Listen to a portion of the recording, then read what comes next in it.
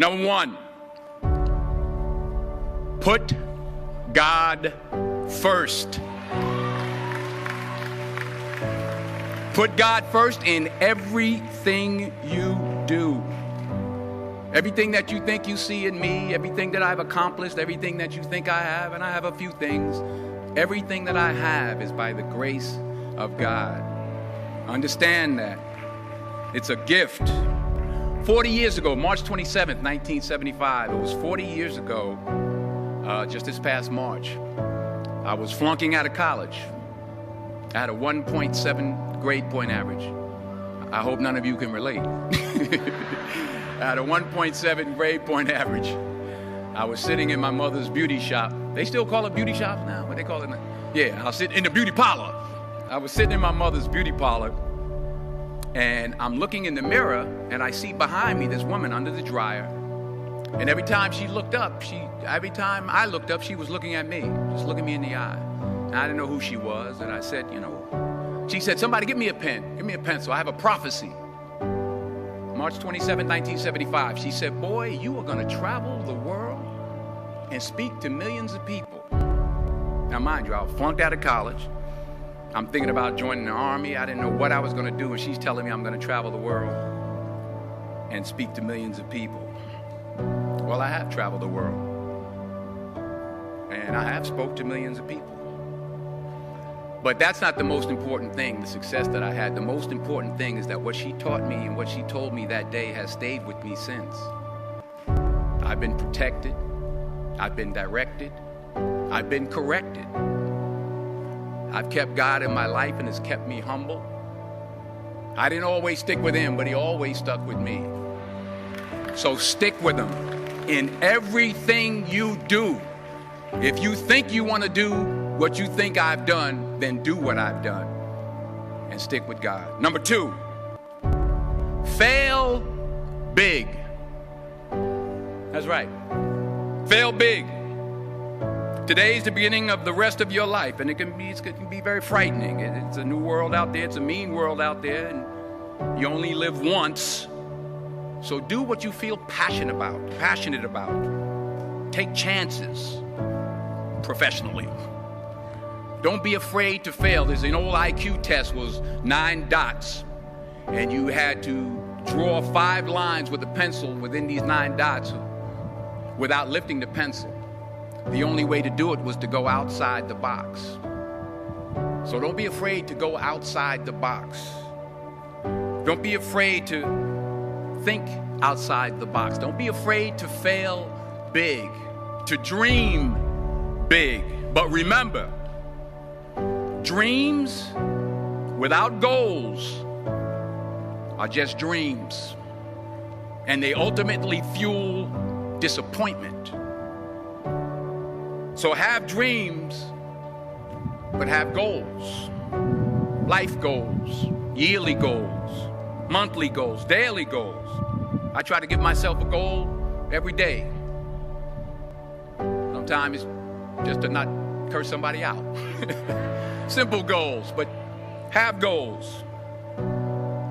And understand that to achieve these goals, you must apply discipline and consistency.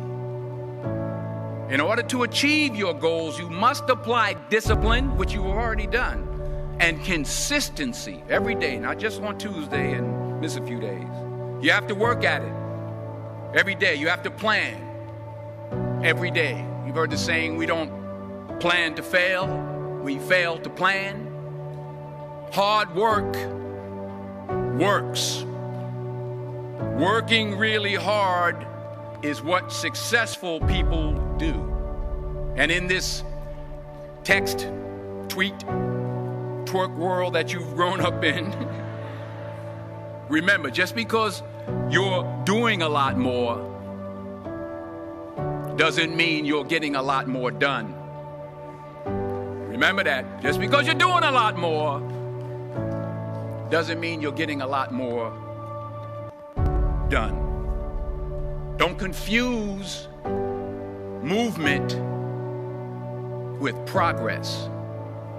My mother told me, she said, yeah, because you can run in place all the time and never get anywhere. So continue to strive, continue to have goals, continue to progress.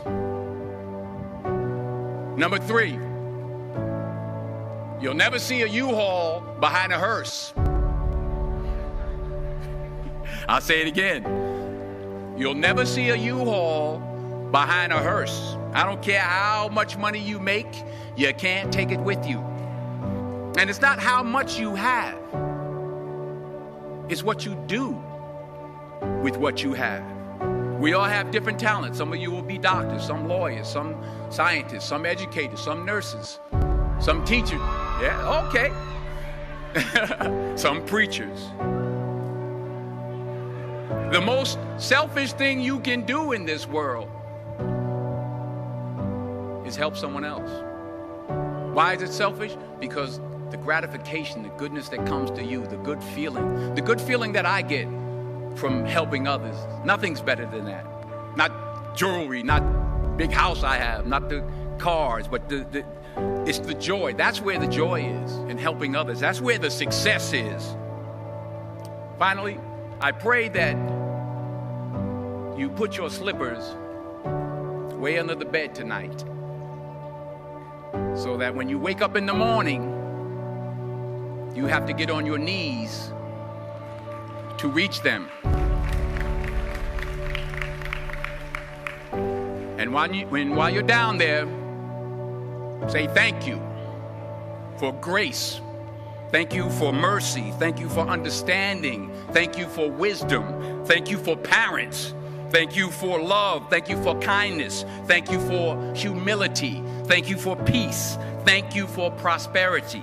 Say thank you in advance for what's already yours. That's how I live my life. That's why I am. One of the reasons why I am today. Say thank you in advance for what is already yours. True desire in the heart for anything good is God's proof to you, sent beforehand to indicate that it's yours already. I'll say it again. True desire in the heart, that itch that you have, whatever it is you want to do, that thing that you want to do to help others and to grow and to make money, that desire, that itch, that's God's proof to you, sent beforehand already to indicate that it's yours. And anything you want good, you can have. So claim it. Work hard to get it. When you get it, reach back. Pull someone else up. Each one, teach one. Don't just aspire to make a living. Aspire to make a difference.